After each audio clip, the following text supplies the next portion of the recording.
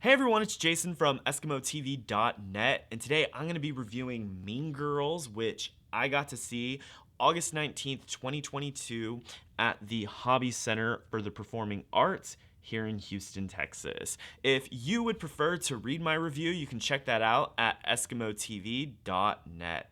So let's go ahead and talk about this production. Mean Girls is a musical based on the 2004 film of the same name, which was based partly on the nonfiction self-help book Queen Bees and Wannabes by Rosalind Wiseman. I'm a huge fan of that original film. It was a classic for a class of 2010 high school teenager. Although the pacing in the musical is slow due to the hit or miss musical numbers, there were some songs that I was not a fan of. The performers and technical production still make Mean Girls a musical that may be worth your time if you can have fun despite this muddled down plot. Katie Heron, played by Adriana Scalise, moves from Africa to Illinois and quickly has to adjust to a completely different lifestyle at North Shore High School. Janice and Damien, played by Lindsay Heather Pierce and Eric Huffman, respectively, encourage Katie to pretend to be friends with and spy on the popular trio Regina, Gretchen, and Karen, who are known as the Plastics. Nadina Hassan, Jasmine Rogers, and Morgan Ashley Bryant take on these roles respectively. Circumstances quickly become more complicated when Katie has to juggle the social norms of being plastic and at the same time staying true to who she is. The role of Katie is normally played by English Bernhardt, but her standby, Adriana Scalise, took on the role and delivered a fantastic performance. Despite Scalise being a standby, she brought many wonderful qualities to the role of Katie. She can sing wonderfully, she has a beautiful presence, and I was not disappointed.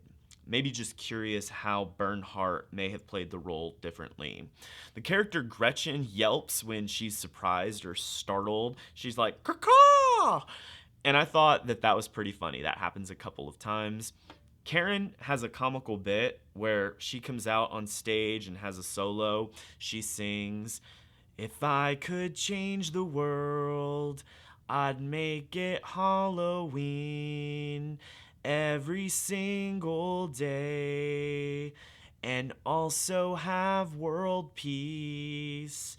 I think that's how it goes, but forgive me, I'm no singer. But then she realizes that world peace is probably more important than Halloween, so she has like this confidence to walk off stage and say, "Let me start over, let me try it again." She comes back on stage and restarts the song. That got a big laugh out of the audience that I was watching this with, and I thought that that was pretty funny as well. So there are funny moments within this musical. The rest of the cast is also incredibly talented.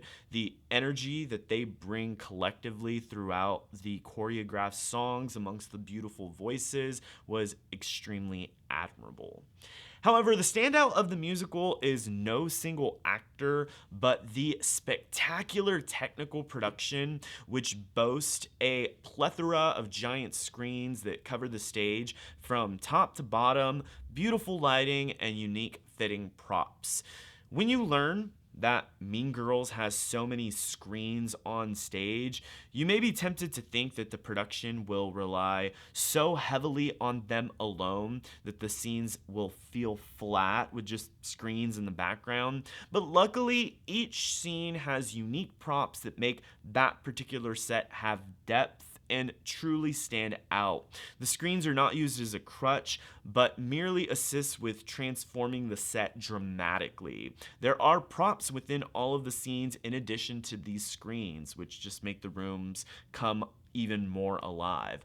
Props range from rolling tables, desks, cafeteria trays, hanging light fixtures, lockers, even some bathroom stalls, and bedroom furniture. Scenic designer Scott Pask, video designers Finn Ross and Adam Young, and the production stage manager Michelle Dunn appear to have collaborated well together to make a stage that is beautifully dressed. Although the singing and choreography are helmed by exorbitant talent, the 97-minute film is stretched to a staggering 2 hours and 37 minutes, and that does include the 15-minute intermission. There's nothing new that the show offers in terms of its key plot points, but the length is stretched due to the songs within the musical, which were composed by Jeff Richman and the lyrics were written by Nell Benjamin. While there are some catchy tunes, such as Revenge Party and Apex Predator, those are probably the two songs that I enjoyed the most.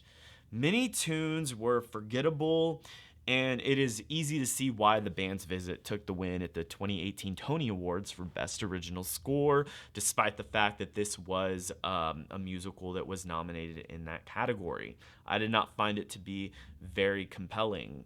I do welcome a longer rendition of this material. It is really good material, but when it encapsulates the exact same ideas as the songs, ultimately, like when the songs are ultimately not strengthening the material, you start to say to yourself as the music unfolds, please, not another song. And I understand that this is a musical and I should expect music, but if the songs had added an emotional arc or just been more catchy, easy to remember, I only remember a couple of songs after I left, or if they had offered some hilariousness to them, if there was something about them that added something to this that wasn't already in the film, I think I would have been more welcome to this music. But unfortunately, it seems that most of the songs are penned to stretch out a point simply because this is a musical and we need a song here. If you're a fan of the film, you should take comfort in knowing that Tina Fey, who wrote the film as well as this musical production, kept this musical 95% faithful to the film. In 2022, social media is so fetch among teens, and the way news travels in the musical is often by social media as opposed to hearsay gossip like you see in the film. So should you stay home and just watch the movie? Maybe, maybe not. It may still be worth venturing out if you enjoy seeing live performances, if you love this material, and don't mind the slower paced adventure. I still had a good time going to go see this musical. Ultimately, I encourage interested audiences to give the songs a listen and see how you like the music. You might like it more than me, and if you're digging the music, then each song that comes up isn't going to bother you as much as it did me. Despite me not loving all of the music, I still had a fair time at the show, and there is enough to appreciate that I would recommend seeing this show. This is one you may not want to shell out top dollar for center orchestra seats, but if you can find decent, affordable seats, there is certainly fun to be had. I'm going to be giving Mean Girls the Musical a B. Thank you all so much for checking out my review of Mean Girls the Musical. If you enjoyed this review, please give this video a thumbs up. You can also consider subscribing to this channel if you'd like to see reviews of movies, television shows, and now Broadway shows. This will be first of many shows that I would like to review on this outlet, so feel free to subscribe. You can also check out my website, EskimoTV.net, for reviews from myself as well as other authors. Thank you all so much for checking out this video, and I'll see y'all next time. Once again, this is Jason Escamilla from EskimoTV.net.